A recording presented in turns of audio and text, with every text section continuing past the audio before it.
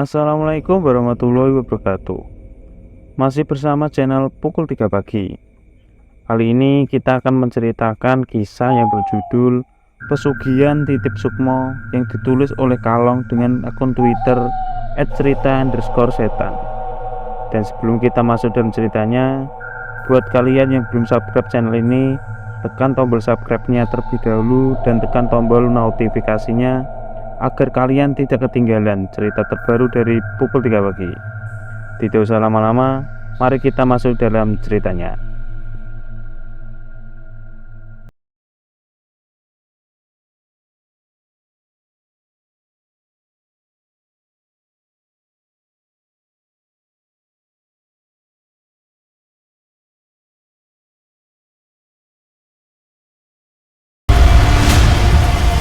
Namanya Mas Gunawan, seseorang yang dulunya pernah menjadi sopir pribadi di keluarga kaya raya dan mempunyai banyak usaha yang tersebar di mana-mana. Mas Gunawan beserta anak dan istrinya terpaksa merantau ke daerah sana karena perkara pekerjaan. Dan dari Mas Gunawan inilah cerita itu ada. Cerita tentang pengalaman beliau waktu masih menjadi sopir pribadi di keluarga tersebut. Kisah yang dibagikan Mas Gunawan ini benar-benar di luar akal sehat manusia. Bahkan beliau pernah berkata, "Gila, benar-benar manusia gila. Kalau saya tahu lebih dulu, mungkin saya tidak mau bekerja sama dia." Di pedalaman hutan, di tempat tahu yang tidak bisa disebutkan pastinya, Gunawan masih benar-benar mengingatnya. Bahkan masih terbayang bagaimana malam itu sosok lelaki yang sudah 25 tahun menggaji memenuhi kebutuhan keluarganya, bahkan menyekolahkan kedua anaknya, melakukan persekutuan dengan sosok yang begitu menyeramkan dan menjijikan. Dan yang paling mengejutkan lagi, Gunawan mengetahui satu hal. Bayangkan mas, sosok yang saya sebutkan itu tadi adalah istrinya sendiri. Malam itu, Gunawan sedang duduk di depan teras rumah sederhana, ditemani segelas kopi dan beberapa cemilan kering. Rumah sederhana pemberian dari juragannya karena ketekunannya.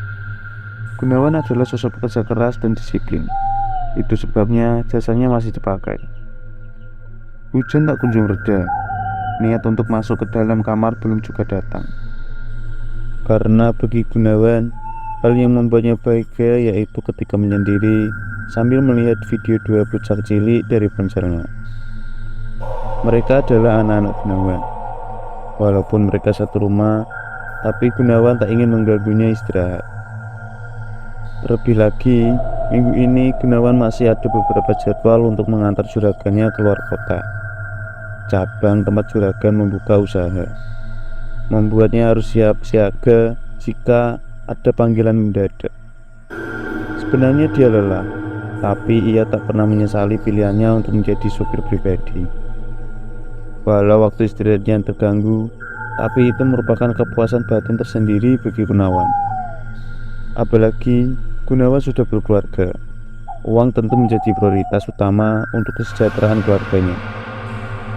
Sampai akhirnya ponsel yang ia sejak tadi pegang berdering dengan begitu kencang, membuatnya begitu terkejut dan buru-buru memencet tombol hijau pada layar ketika tahu kalau nama yang menelponnya adalah juragannya.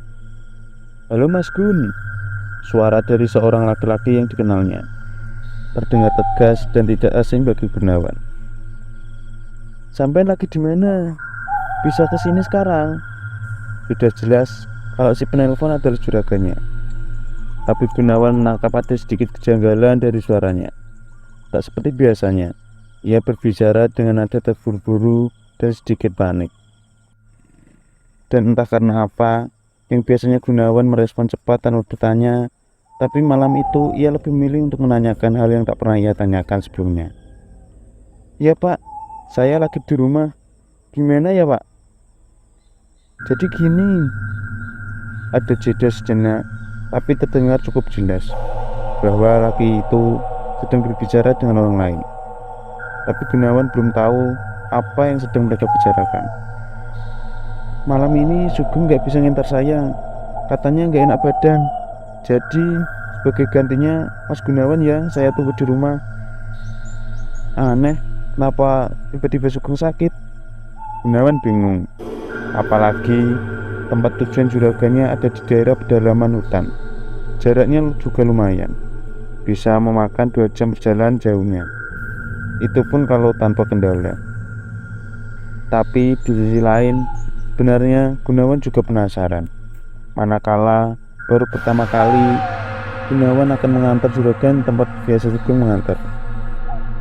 Bukan tanpa sebab, melainkan jadwalnya menjadi sopir itu mulai dari waktu subuh hingga menjelang maghrib. Ia merasa kalau ini adalah waktu yang tepat untuk mencari tahu. "Baik Pak, saya meluncur sekarang," spontan Gunawan berujar.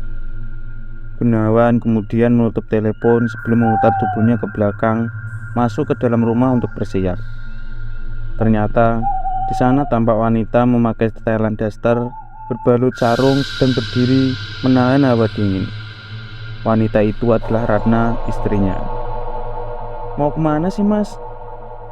Ratna bertanya, cenderung sedikit mengintimidasi kepada Gunawan yang sedang memakai celana dinasnya. Matanya mendelik tajam. "Astaga," Gunawan tampak terkejut menjawab, seakan ia tak melihat adanya Ratna berdiri. "Ini Dek, Pak Hermawan telepon." "Kenapa? Apa Sugeng mendadak sakit?" Kali ini suara Ratna lebih tegas balik bertanya. Sembari berjalan ke arah pintu, pandangannya tajam menyorot keluar. Gunawan mematung. Ia berpikir sejak kapan istrinya tahu kalau Sugeng sakit. Bahkan ia sampai buru-buru memakai pakaian dinasnya. Kemudian berjalan cepat menghampiri istrinya di depan pintu penasaran. "Aku punya firasat buruk malam ini Mas. Apa sebaiknya kamu di rumah saja? Bilang ke Pak Hermawan kalau anakmu mendadak sakit," ucap Ratna. Pandangannya masih menyorot ke depan, ke arah deretan pohon-pohon besar, seperti puluhan raksasa yang sedang menari-nari. "Halah, dari kemarin firasat buruk. Firasat buruk apa? Kamu itu mikir apa toh, Dek? Sudah aku berangkat dulu," pungkas Gunawan. Ia memilih untuk mengakhiri obrolan malam itu. Gunawan tidak ingin ada perdebatan lagi seperti beberapa hari yang lalu. Ratna meminta Gunawan untuk berhenti bekerja di tempat Hermawan, sebab Ratna menduga di balik kejayaan Hermawan ada sesuatu yang hitam, lebih hitam dari kegelapan, yang ditakutkan kalau sampai ada kejadian yang tidak diinginkan menimpa suaminya. Gunawan melirik ke arah mobil minibus warna hitam yang terparkir di halaman, membuatnya teringat kembali dengan omongan istrinya yang kini mulai mengganggu pikirannya tentang pesugihan yang dilakukan Pak Hermawan. Padahal nyatanya Gunawan juga memikirkan hal yang sama dengan istrinya. Gunawan jadi merasa bersalah dan itu membuatnya sedikit uluh dan kemudian memeluk istrinya sebelum berlalu. 10 menit kemudian Gunawan sampai di halaman luas milik Pak Hermawan. Di sana tampak laki-laki 50-an berdiri di depan teras rumahnya. Hermawan sedang menunggu Gunawan. Tak lama mereka berangkat setelah semua perlengkapan sudah masuk dalam mobil. Selama perjalanan tak ada candaan seperti biasanya. Gunawan masih terlihat canggung. Namun tak lama suasana sepi itu mulai tercairkan. "Bagaimana kabar anak-anak Mas?" tanya Hermawan. Alhamdulillah Pak, pada sehat semua," jawab Gunawan agak terbata. "Oh iya Pak, ini kita mau kemana ya Pak?" ucap Gunawan balik bertanya. Ada sunyi yang tercipta ketika Gunawan menyelesaikan pertanyaannya. Namun kemudian Hermawan menghela nafas. "Nanti di ujung jalan belok ke kiri ya Mas. Setelah itu ikuti saja jalannya." Hermawan memecah kebekuan sekaligus tak menjawab pertanyaannya. Dipandanginya Gunawan melalui pantulan cermin kabin. Malam semakin larut, mobil mulai memasuki area hutan yang di kanan kiri terlihat rimbunan pohon tinggi menjulang. Jalanan yang awalnya aspal kini berganti tanah bergelombang. Apalagi suasana malam itu terlihat benar-benar sangat sepi. Tak sekalipun Gunawan berpapasan dengan kendaraan lain. Sedangkan penerangan jalan satu-satunya hanya dari mobil yang dikendarainya, membuat suasana tambah mencekam. Setelah beberapa kali Gunawan membelokkan setir, kini mobil masuk lebih dalam, jauh lebih dalam. Bahkan Gunawan kalau disuruh untuk berputar balik, ia mungkin tak akan sampai rumah. Benar-benar membuatnya bingung arah. Itu adalah pertama kali mengantar Himawan ke tempat yang menurutnya begitu asing. Akhirnya, setelah menempuh 2 jam perjalanan, sampailah mereka di ujung jalan. Gunawan seakan dibuat terpengarah. Bagaimana tidak, tepat di hadapannya terpampang nyata sebuah rumah besar dan mewah. Apalagi di halamannya luas, mobil-mobil mewah terparkir dengan rapi. Sebentar Gunawan melotot, kedua matanya seakan tak percaya. Namun setelah Hermawan berucap dengan nada yang perintah, Gunawan baru percaya kalau rumah itu benar-benar nyata. "Mas Gun, ayo turun, kita sudah ditunggu." "Nggih Pak," sautnya terbata. Gunawan kemudian turun dari mobil dan berjalan mengikut di belakang Hermawan. Sesampainya mereka di depan pintu masuk, kedatangan mereka disambut oleh wanita parubaya dengan pakaian khas suku sana. Walaupun ada sedikit rasa khawatir dan cemas dengan bangunan rumah mewah dan terkesan gelap, Gunawan masih berusaha berpikir positif. Mungkin Pak Hermawan lagi ada urusan dengan sesama pengusaha. Apalagi si wanita yang menyambutnya terlihat begitu ramah dan antusias. Bahkan sempat beberapa detik Gunawan dibuat terpana oleh penampilannya. Ada satu energi yang terpancar, yang membuat terlihat anggun seperti perempuan suku berkelas. Namun tak lama pandangannya Gunawan tak mampu beralih, ketika tiba-tiba saja wajahnya berubah. "Wajah wanita itu kok terlihat layu ya?" batin Gunawan. "Bentar, mau beli rokok sama kopi dulu 10 menit ya." Dan ketika Gunawan mulai memasuki rumah mewah itu, ia dibuat melongo. Matanya melotot, mulutnya ternganga, dan pandangannya menyapu ke sekeliling. Gunawan terheran-heran. Barang yang terpajang di dalam rumah itu, ia baru pertama kali melihatnya. Tampaknya, sang pemilik rumah bukanlah orang sembarangan. Setelah beberapa langkah melewati lorong, sampailah mereka di bagian belakang, di sebuah ruangan yang lebih luas dan terkesan lega. Namun Gunawan mulai membawa aroma yang begitu menyengat di hidungnya, seperti bau amis bercampur busuk. Tak mau terlihat seperti orang bodoh, Gunawan mengabaikannya. "Silakan duduk Pak," ujar si wanita dengan logat khas suku, mempersilahkan mereka duduk di sebuah meja yang terbuat dari kayu terukir. Tercipta sebentar suasana hening dan sepi. Gunawan mulai merasa tidak ada kenyamanan. Hal itu membuat semakin khawatir dan cemas. Tak lama, muncul seorang lelaki tua dari ruangan lain. Lelaki itu berpakaian serba hitam dengan penutup kepala khas suku sana. Sejenak, ia menatap semua orang yang sedang duduk. Sebelum tatapannya tajam ke arah Gunawan yang kebetulan juga menatapnya, 1 detik kemudian Gunawan menunduk. Ada rasa takut yang tiba-tiba saja menyeruak. "Sudah tidak bisa ditunda lagi Pak, mari saya antar." Sembari berucap kepada Hermawan, tatapan lelaki itu masih saja tajam ke arah Gunawan. Tanpa menunggu perintah selanjutnya, Hermawan berdiri diikuti semua orang termasuk Gunawan. "Kamu tunggu di sini saja Mas." Kali ini ucapannya tertuju kepada Gunawan, membuatnya terganggu dan kembali duduk. 30 menit berlalu, Gunawan masih terpaku di kursinya. Dipandanginya sekeliling, tak ada yang aneh maupun janggal. Ia masih berusaha untuk tetap tenang dan berpikir positif, walau rasa cekam dan takutnya mulai mendera. Hingga sampai tarikan nafas yang keberapa, Gunawan mulai tak sabar. Kali ini ia buat penasaran dengan apa yang sedang dilakukan oleh orang-orang tadi. Apalagi aroma amis bercampur busuk itu tak kunjung hilang dari penciumannya. "Bau apa ini kok dari tadi nggak hilang-hilang?" Gunawan membatin sambil bangkit dari duduknya, berniat untuk mencari tahu.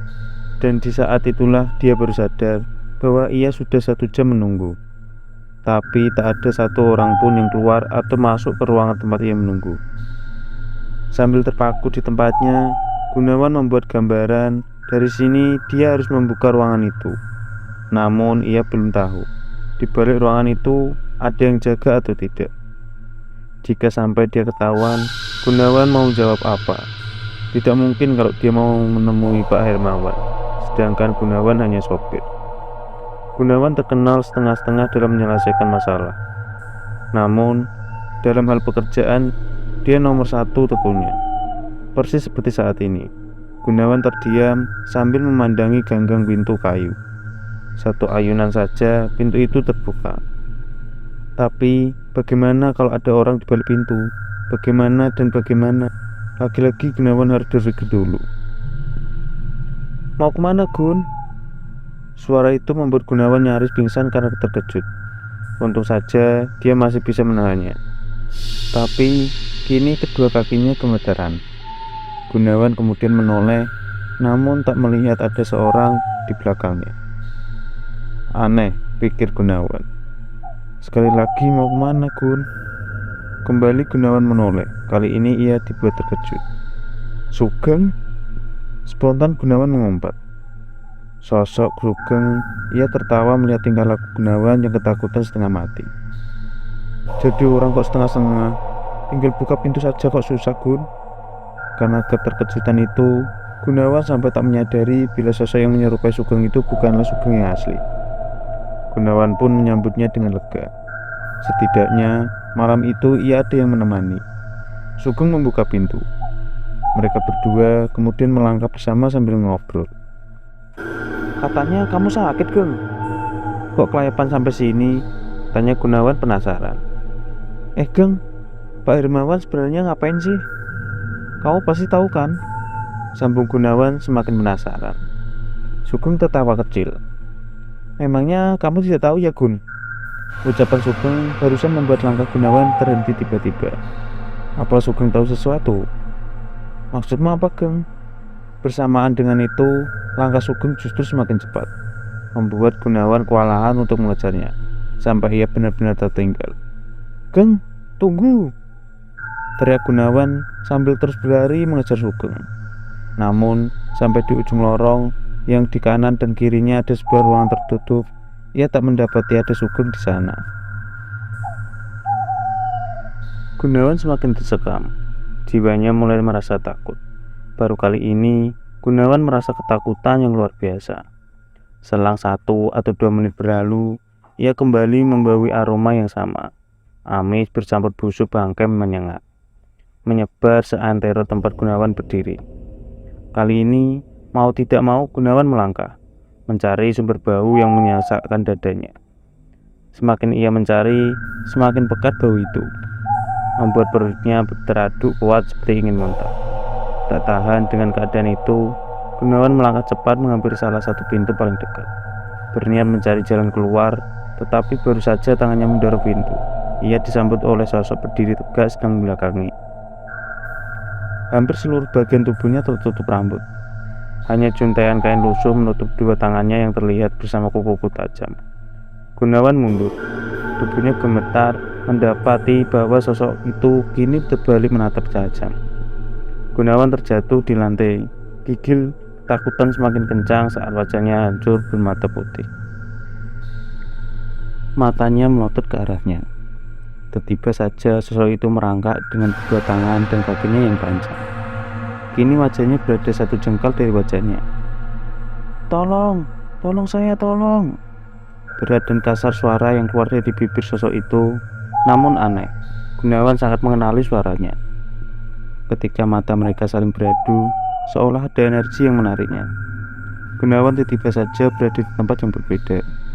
Di sana, Gunawan bisa melihat dengan jelas bahwa sosok mengerikan itu adalah wujud dari istri Pak Hermawan. Ia diperlihatkan bagaimana kelakuan biadab suaminya. Bu Indri, istri Pak Hermawan, dijadikan tumbal pertamanya dan dijadikan media untuk mencari kekayaan. Tubuhnya yang sudah disuduhi iblis berubah menjadi sosok yang mengerikan. Tangan dan kakinya menjadi panjang. Tubuhnya kisut kurus kering, bagaikan tulang yang dibalik kulit tanpa daging.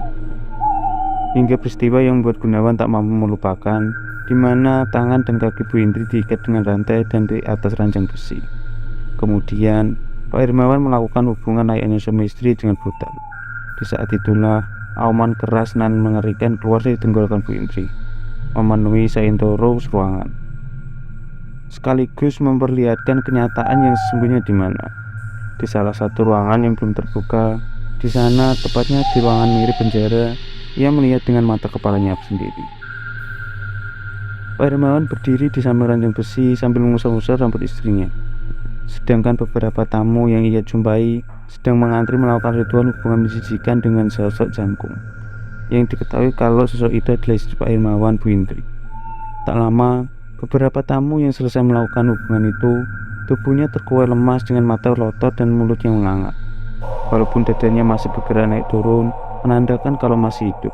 Namun sukmanya sudah terbelenggu, menjadi tubuh titip sukma dari pesugihan Pak Hermawan. Apalagi ketika pandangannya menggeder sekeliling. Begitu terkejutnya Gunawan saat ia melihat sosok yang sangat ia kenal, Sugeng.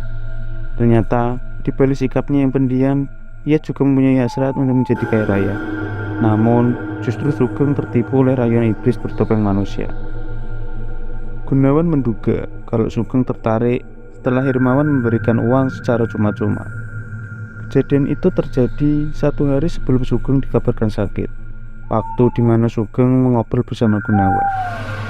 "Gun, aku dikasih uang sama Pak Hermawan," Sugeng berbisik sambil membuka plastik warna hitam yang berisi pendelan uang kertas. "Dan ini katanya gak usah disuruh balikin, asik toh?" Sugeng menutup dan mengikatnya kembali. Awalnya Gunawan menganggap kalau itu bonus untuk Sugeng. Tapi untuk dipikir-pikir, mana mungkin orang baru kerja seminggu sudah dapat bonus sebanyak itu. Kalau itu untuk memancing agar Sugeng jadi tumbal, bisa saja. Namun terkaan dan dugaan itu semakin lama semakin menyudut pada apa yang sekarang Gunawan lihat.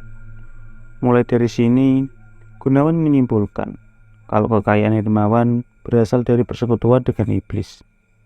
Itu adalah 10 tahun yang lalu, yang berarti Gunawan menyimpan rapat semua rahasia Hermawan. Ia tak berani untuk menceritakan semuanya di hadapan publik, bukan tanpa alasan, tetapi nyawa keluarganya yang menjadi prioritas utamanya. Selang 5 tahun kemudian, hal yang mengejutkan terjadi. Gunawan menganggap ini mungkin keberuntungannya. Waktu itu, Hermawan diambang kematiannya. Sosok jangkung istrinya sudah tak mampu lagi menumpang tubuhnya yang semakin lama hanya tinggal tulang. Bahkan sebagian anggota tubuhnya sudah terpisah dari yang lain. Dari situlah Hermawan kena imbasnya. Dari dalam kamar, hampir setiap hari Hermawan mengalami kesakitan. Tubuh Hermawan semakin lama semakin habis. Habis bukan berarti kurus dan kering, melainkan Hermawan memakan dagingnya sendiri. Mulai dari paha hingga ujung kaki, habis dimakan sendiri. Tapi ada yang membuat Gunawan merasa ngilu. Setiap dia mencabik dagingnya, dia mengerang, tapi setelah itu dagingnya langsung dimakan mentah-mentah. Sambil bercerita, Gunawan memperagakan kejadian waktu itu. Hermawan mencabik, kemudian mengerang kesakitan. Nah, pas mengerikan itu, mulutnya langsung membuka dan tangannya memasukkan dagingnya sendiri. "Ih, ngilu sayang." Peristiwa itu disaksikan oleh Gunawan dan beberapa pekerja yang memang setiap harinya mengurus Hermawan. Sampai di akhir hayatnya, Hermawan mengembuskan nafas terakhir dengan cara yang mengerikan. "Ngeri-ngeri pokoknya," desis Gunawan. "Bayangkan, tubuh dalam posisinya ngangkang, bagian paha sampai ujung kaki hanya tulang, bahkan sudah tak mengeluarkan darah. Tangannya dalam posisi mencengkram, kepalanya mendongak ke atas, mata melotot dan mulut menganga seperti bentuk huruf O." Dengan bergidik, Gunawan menjelaskan secara detail. Saat itulah Gunawan memutuskan untuk meninggalkan semua harta yang pernah Hermawan berikan.